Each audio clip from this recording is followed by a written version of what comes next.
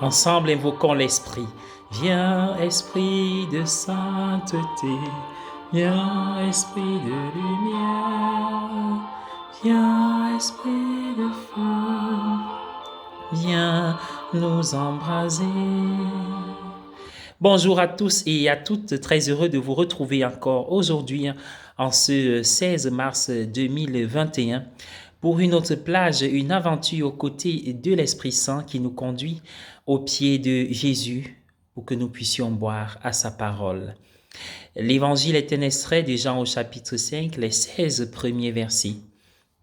L'homme paralysé dont il est question dans ce texte semble avoir été très seul dans sa maladie.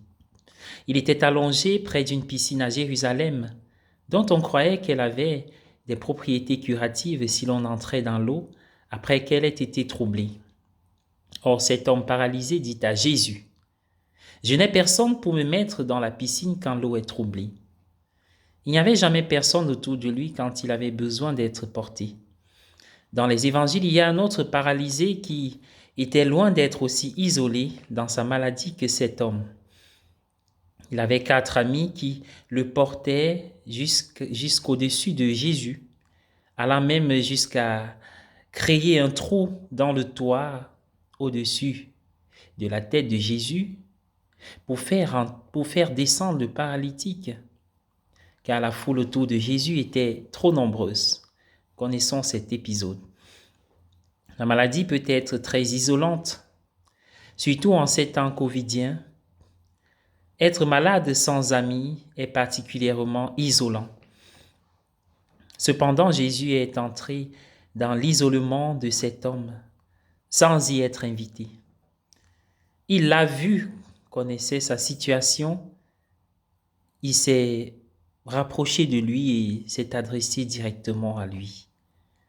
Il lui a d'abord demandé, « Veux-tu être guéri ?» Jésus a guéri cet homme désespéré de sa paralysie, sans avoir besoin de le faire descendre dans l'eau. Jésus s'est lié d'amitié avec lui comme personne d'autre ne l'avait fait.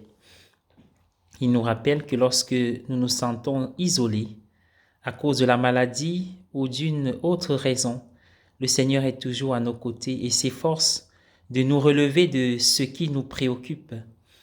La question de Jésus, veux-tu être guéri, veux-tu être rétabli, peut sembler étrange à nos oreilles. Pourtant, Jésus avait peut-être besoin de savoir s'il avait encore l'espoir d'être guéri après avoir été malade pendant si longtemps.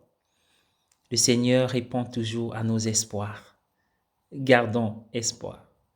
Bonne journée à tous et à toutes. Je vous invite à prier. Au nom du Père et du Fils et du Saint-Esprit. Amen. Seigneur, tu vis au cœur de nos vies. Tu es là. C'est toi qui nous fais vivre. Mais quand viennent les vents contraires, les situations difficiles et tragiques, il nous semble que tu t'éloignes de nous, que la barque de ton Église, de ta présence, s'en va au loin. Il nous semble que tu dors, couché sur le coussin, dans la barque de ma vie. Et pourtant tu es là, tu es présent et tu nous fais signe par des personnes de bonne volonté. Par d'autres événements et circonstances, tu nous fais signe par ta parole et ton esprit.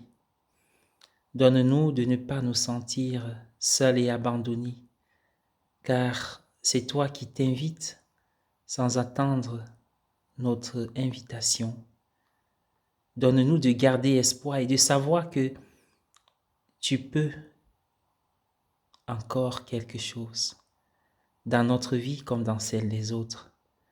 Viens Seigneur au chevet de ceux qui, malades, fatigués, blessés, doivent encore affronter l'isolement, la solitude et parfois l'abandon exprès. Seigneur, garde la flamme de l'espérance allumée dans les cœurs de ceux qui voient leur cœur s'assécher d'espérance et de confiance, ceux qui désespèrent et veulent lâcher. Retiens-nous, Seigneur, toi qui nous aimes. Amen. Au nom du Père et du Fils et du Saint-Esprit. Amen.